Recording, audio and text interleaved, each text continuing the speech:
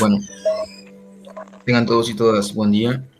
En esta ocasión haremos un análisis de la sociedad del cansancio de Byung-Chul Han como parte de las actividades de la asignatura de Filosofía General impartida por el licenciado Noé Wilber Vázquez para la Facultad de Ciencias Naturales y Matemáticas. Esta actividad está presentada por Juan Carlos Mejía Castro, Michelle Andrea Navas Martínez, Melvin Ernesto Bonifacio Espinosa y Cristian Adonai Zelaya. Para iniciar, comenzaremos analizando la parte de el Prometeo cansado. Es una analogía del mito de Prometeo encadenado. En este caso, el hombre de rendimiento, el sujeto de rendimiento, tomando la palabra rendimiento como un sinónimo de eficacia o eficiencia de producción, se cree en la libertad de la sociedad, dado que, según él, puede hacer lo que quiera cuando quiera, ir a donde quiera, pero en realidad está encadenado como Prometeo. ¿Por qué está encadenado? Porque este sujeto de rendimiento se autoexplota, se autoexige a sí mismo en su trabajo y en sus problemas y en sus actividades. Así se encuentra tan encadenado como Prometeo. Ahora, la analogía de el águila comiendo el hígado y el hígado curándose a sí mismo se puede presentar con una comparación del hombre trabajando, produciendo, dando su producción y volviendo a producir. El dolor expresado en el hígado es igual al cansancio que el sujeto de rendimiento siente. Un cansancio que lo hace autocurarse y volver a producir. Así vemos como en la sociedad salvadoreña también el hombre o el sujeto, las personas en general, en la sociedad salvadoreña están vistos como personas que trabajan y se esfuerzan por salir adelante día con día. Esa es la imagen que el salvadoreño vende, que el salvadoreño tiene. Ahora bien, para mantener esa imagen, las personas se autoexplotan, se autoexigen trabajando día con día, dando su producción, volviendo a producir, manteniéndose en un ciclo constante de cansancio. Esto simplemente lo que hace es que, si bien genera ganancias, genera utilidades, lo que hace también es cada día desgastar más y más a la sociedad salvadoreña y a los individuos. Ahora pasemos a analizar lo que es la violencia neuronal. Primero, vemos que parte de las ideas es que el objeto de la resistencia inmunológica es la extrañeza como tal. Bueno, históricamente se sabe que en cada etapa de la humanidad han habido diferentes enfermedades que han azotado a esta humanidad.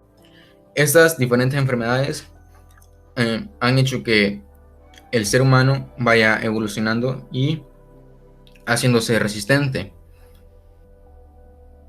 hasta que llegamos a la etapa de finales del siglo XX e inicios del siglo XXI, donde se creía que nos encontrábamos en cierta etapa inmunológica, donde el hombre ya era resistente a la mayoría de los virus y enfermedades. Sin embargo, se crea o se produce otro tipo de enfermedades, otro tipo de ataques, los que son neuronales, los que vienen a partir de los efectos psíquicos de la sociedad. Estos efectos se producen a partir de la fatiga y del exceso de autoexplotación que el sujeto de rendimiento tiene. Ahora, ¿por qué el objeto de la resistencia inmunológica es la extrañeza? Porque se creía biológicamente que cuando un ente extraño entraba a un sistema, ahora también podríamos tomar esto como una analogía de la sociedad, cuando un sujeto o un ente extraño entra a la sociedad, lo elimina, lo expulsa. Esta era la idea que se tenía. Sin embargo, se dio un cambio de paradigma frente a esto. Ahora, se sabe que cuando un ente extraño entra a un sistema, el sistema no lo elimina solo por ser un ente extraño, sino que lo elimina cuando este ente causa problemas en el sistema. Si el ente solo entra y no causa ningún tipo de daño, el sistema inmunológico no lo elimina.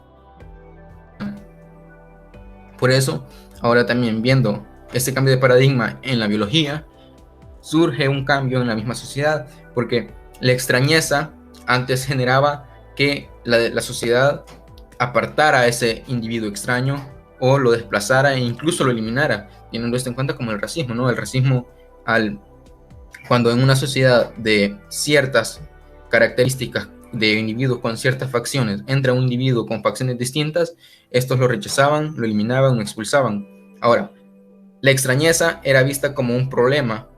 Sin embargo, ahora la extrañeza es vista de forma distinta, como más un problema económico que como una amenaza al sistema. La extrañeza ha pasado a verse ahora como una extravagancia en pro del consumismo, dado que algo extraño, algo extravagante vende, como por ejemplo lo podemos ver en las diferentes campañas pro diversidad, dado que la diversidad ahora es más aceptada que la extrañeza como tal. Digamos que la extrañeza ha sido cambiada por diversidad y por extravagancia como una campaña en pro del consumismo. Ahora, el anterior sujeto, la otra idea, el anterior sujeto de obediencia ha sido reemplazado por un sujeto de rendimiento. Se sabe que antiguamente, incluso en la sociedad salvadoreña, por ejemplo, a principios del siglo pasado, a mediados también del siglo pasado, las personas estaban sometidas y dominadas por una parte de la sociedad que tenía la mayoría de los recursos económicos para hacerlo, ¿no? Entonces, estas personas eran sometidas y obligadas a trabajar en pro del sometimiento, o sea, el mismo sometimiento las obligaba a trabajar.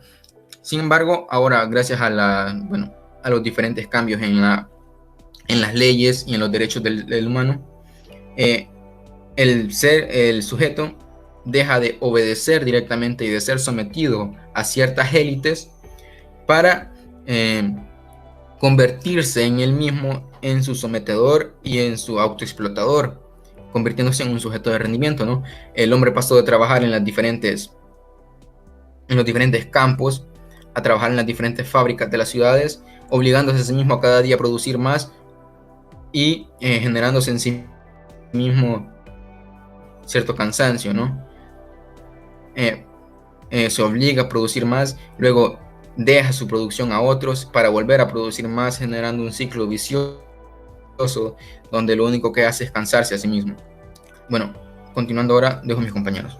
Bien, yo les voy a hablar sobre más allá de la sociedad disciplinaria. Nos dice la sociedad del siglo XXI ya no es disciplinaria, sino una sociedad de rendimiento. ¿Esto qué nos quiere decir?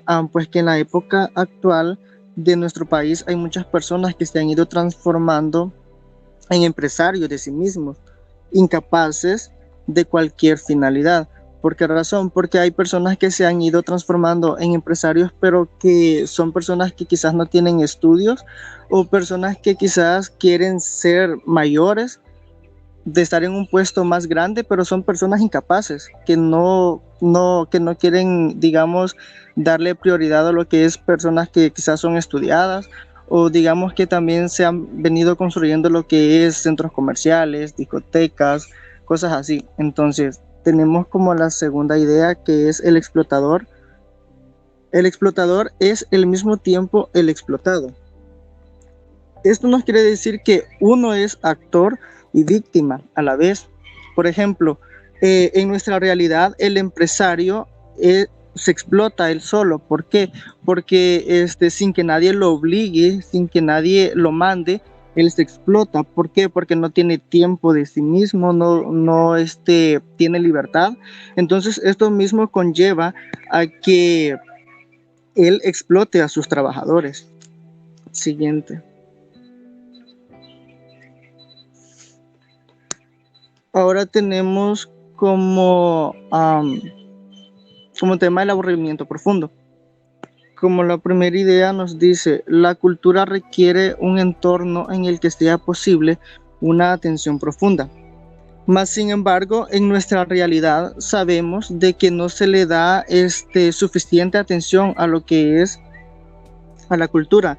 Cuando se investiga lo que es el funcionamiento de la sociedad, en general, sabemos de que hay muchas personas, por ejemplo, los sociólogos critican lo que es lo de la cultura, porque no se le da mayor realce. Entonces es una crítica a lo que es a lo de los economistas, que pues no se le da esa mayor, como dicen la idea, esa mayor atención profunda. Entonces también lo que es en el proceso de desarrollo en particular. Como segundo tenemos quien posea una mayor tolerancia para el aburrimiento reconocerá después de un rato que quizás andar como tal lo aburre. En nuestra realidad se podría decir que el aburrido es el desocupado, que pues que cualquier cosa que se le diga que haga, pues le aburre. Entonces es una persona irresponsable, es incapaz de hacer la tarea que se le dé. Solo eso. Muy bien, yo les continuaré hablando sobre lo que es la ética activa, la cual nos dice que la sociedad del trabajo se ha individualizado y convertido en la sociedad del rendimiento y la actividad histérica del trabajo. En eso nos quiere decir de que el ser humano nos dice que ha sido obligado, porque ha nacido obligado a la acción, y por esto la acción adquiere una dimensión heroica, casi religiosa, la cual se relaciona con actividades de hiperactividad. Muchas veces el ser humano se somete a realizar muchas actividades pensando que consigo mismo puede conseguir muchas cosas, y lo que causa es que se sobreesfuerce y caiga en él un cansancio, el cual no lo ayude a poder realizar las actividades que él realiza. También nos menciona sobre la que es que muchas veces el ser humano también se somete a la modernidad de creencias, y no solo afecta a Dios, sino que también a lo del más allá. Eso también, a eso se le llama la vida muda. Y continuando con lo que sería la pedagogía del mirar, el objetivo de este es acostumbrar al ojo a mirar con calma, con paciencia, y a dejar que las cosas se acerquen al ojo.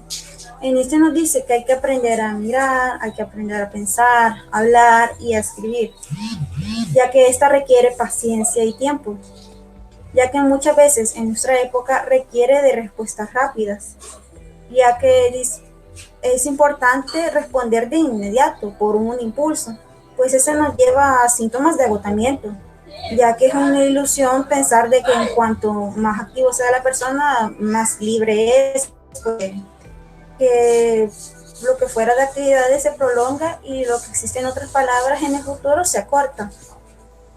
Pensamos de que muchas veces tenemos que actuar en el momento y no nos detenemos a pensar las situaciones en que pasan a nuestro alrededor, a analizarlas y a pensar cómo debemos actuar. Gracias.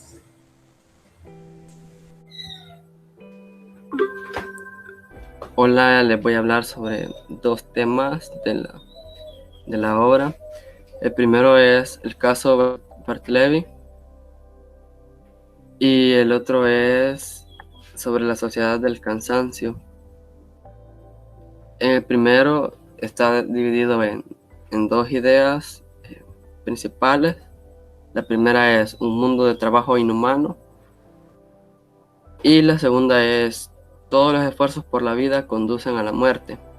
Bueno, la primera idea, lo que trata de explicar la obra es que a veces hay trabajos que son demasiado fuertes o incluso se le puede llamar inhumano, porque las personas hasta se pueden llegar a enfermar, así como da un ejemplo, o lo que cuenta es que la obra es que los asesores o los que están, los asistentes, mejor dicho, del abogado, es que se estaban contagiando de una enfermedad bien rara.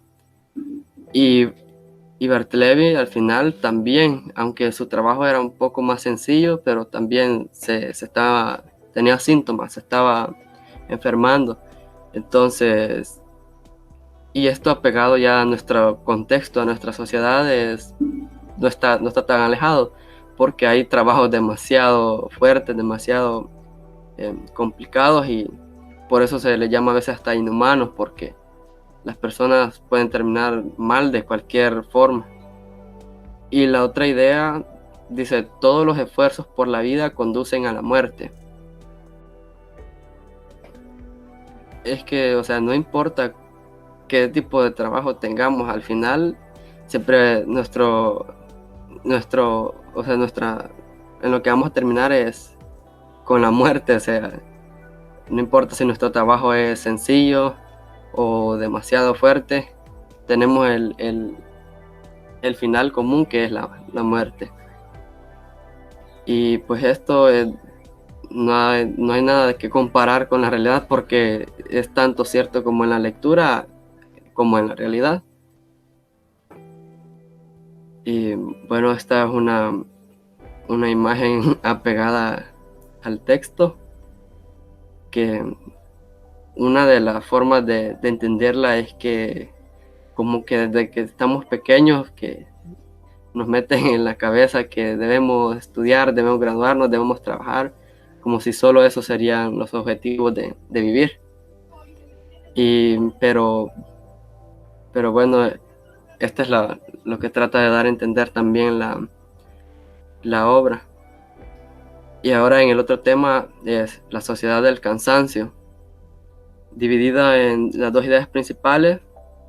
La primera es: la sociedad de rendimiento como sociedad activa está convirtiéndose en una sociedad de dopaje. Bueno, el dopaje sabemos que es el hecho de consumir sustancias estimulantes. Entonces la obra da un ejemplo, por llamarlo así, de que los doctores, por ejemplo, para aguantar jornadas largas de trabajo, ocupan estimulantes. Entonces, y esto pasa también en más trabajos. O sea, al final, para que el cuerpo resista las largas jornadas, siempre toman de la manera, ya sea, bueno, de cualquier manera, un estimulante, o al menos eso trata de explicar la obra. Y la siguiente idea dice: un rendimiento sin rendimiento. Bueno, esto apegado a la idea anterior es que vamos a tener rendimiento en el trabajo. O sea, nuestro trabajo va a ser calidad, por así decirlo, pero no vamos a estar rendidos, al menos en los casos no tan extremos, ¿verdad? Porque por lo mismo del hecho de haber consumido sustancias estimulantes.